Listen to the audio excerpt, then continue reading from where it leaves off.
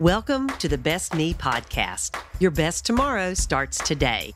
I'm your host, Ellen Livingston.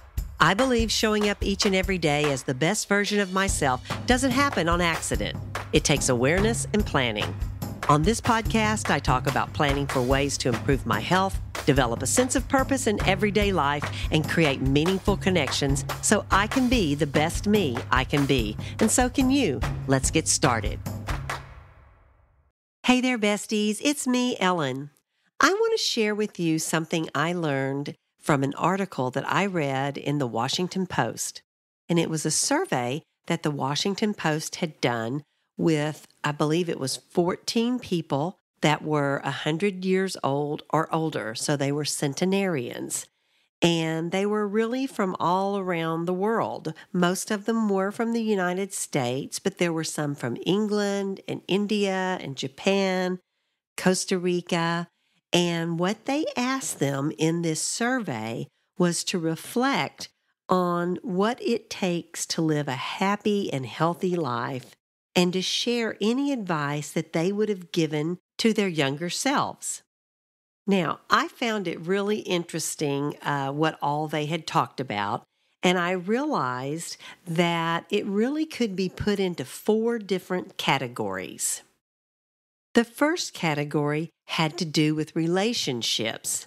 Now, I know this probably doesn't surprise you because I've talked in other episodes about the Harvard study of adult development, and in that study, that was the number one indicator of good health was the strength of your relationships.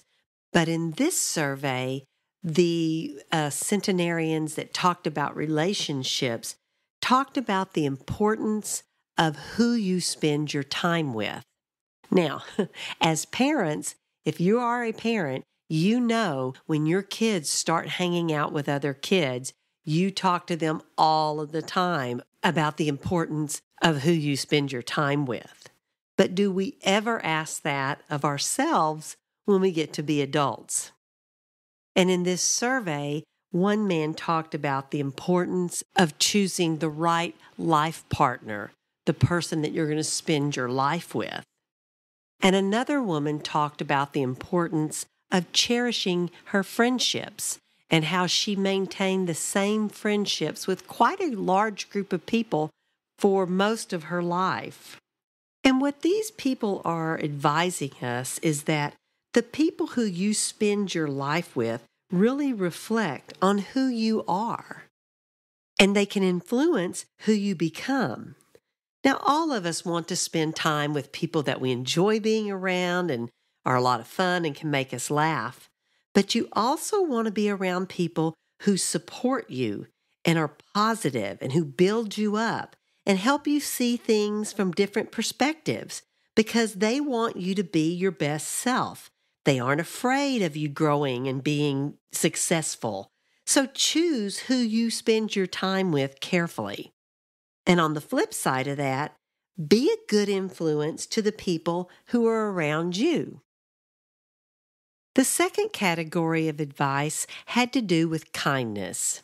There was one gentleman who was from England, and when he was younger, he was in the military, and he said that, the military being very strict and serious, that he really regretted when his children were young, he had that attitude around them.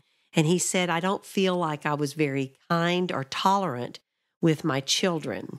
Now, this made me kind of sad, but he did say he was very grateful that by the time he had grandchildren, he had learned to be kinder and to be more tolerant. And so that it kind of had a happy ending, but it was sad that he had some regrets on how he raised his children. And another woman's advice was to always be kind to others and help them when you can, because she believed that kindness always comes back to you. Now, I would really love to think this is always true, but you know what? Even if it doesn't, being kind to others increases our own sense of well-being. It boosts our feelings of confidence and being in control. It boosts empathy and compassion. And also, guys, kindness is contagious. It can create a pay-it-forward effect, And even though it sounds kind of selfish, being kind benefits the giver just as much as the receiver. And that's the kind of world I'd like to live in. The third category of advice had to do with learning. There were two people that they interviewed who mentioned regrets on turning down the opportunity for better education. Both of these people had grown up during tough times, and by the time they got 18, all they really wanted to do was go to work and earn money for themselves and their family. And both of them had another relative that had approached them about paying for their continued education or trade school, and they had turned it down because they felt like earning money as quickly as possible was what was important, and they both regretted not getting better education.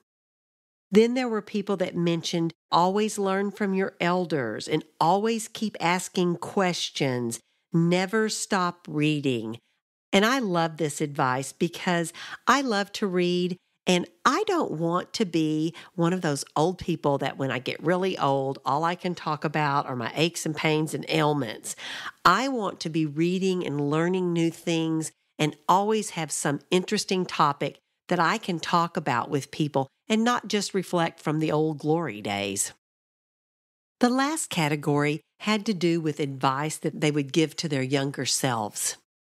And my favorite one was a woman from Japan who, when she was about 14 years old, she decided she really wanted to cut hair. She wanted to be a barber. But at that time, it was a male-dominated field, and it was very unusual for a woman to go into barber school. And she wanted to do that, and she did. And when she was 19, she finally got her barber's license, and she went back to her hometown, and she opened a shop, and believe it or not, she still works there today.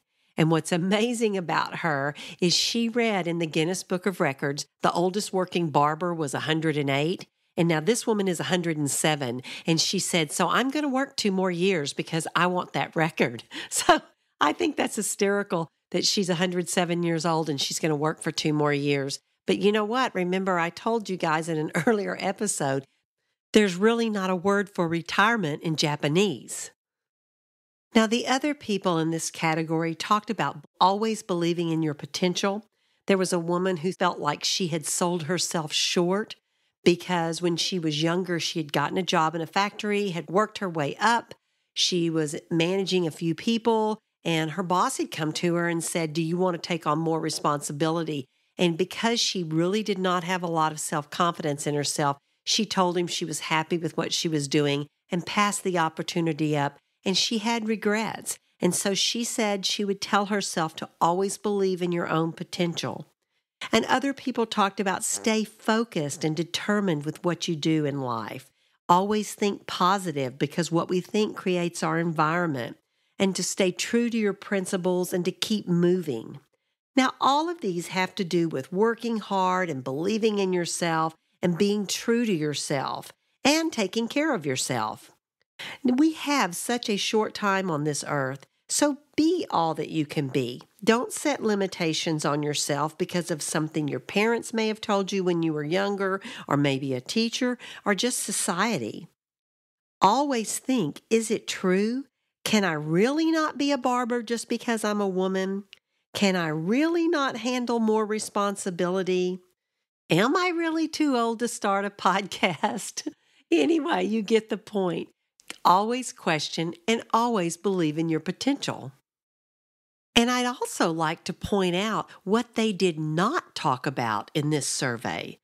They didn't talk about trying to be millionaires or buy luxury items or second homes or even, being famous. That's not what they learned in life to be truly important.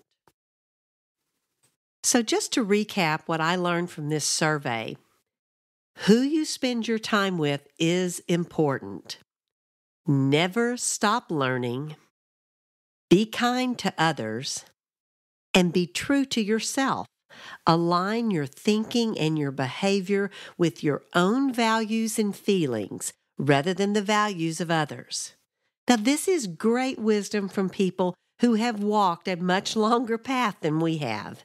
And I think it's important for us to reflect on their advice and their comments and to let their experience guide us. And I'd like to ask you this question. If you could right now, with the wisdom that you've gained so far in your life, go back and give your younger self advice, what would it be? That's all I have for today, besties. Be kind, be positive, and be your best. And remember, small progress is still progress. Thanks for listening to the Best Me podcast. If you would like to make a comment, suggest a podcast topic, or just say hi, send me an email at bestmepodcast@gmail.com. I hope you'll join me next week as I continue to talk about how to be the best me I can be. This episode was edited by Adam Boatwright. If you need any help with music, audio and video editing, or digital arts, be sure and check him out at adamboatwright.com. That's ADAMBOATRIGHT.com.